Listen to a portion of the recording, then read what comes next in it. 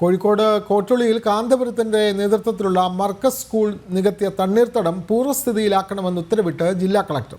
ജനം TV വാർത്തയ്ക്ക് പിന്നാലെയാണ് ഈ നടപടി. 7 ദിവസത്തിനകം തണ്ണീർത്തടം പഴയ സ്ഥിതിയിലാക്കിയില്ല എങ്കിൽ ക്രിമിനൽ നടപടി സ്വീകരിക്കുമെന്നും ഉത്തരവിൽ പറയുന്നു.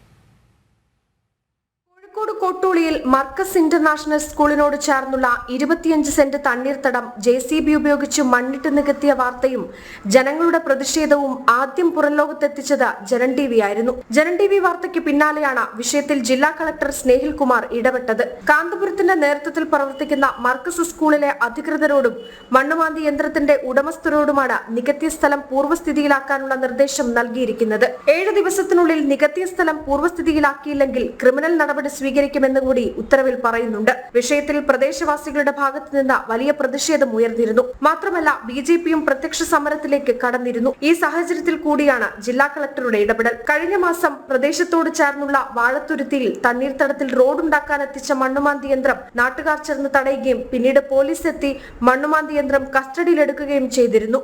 ജനം, കോഴിക്കോട്.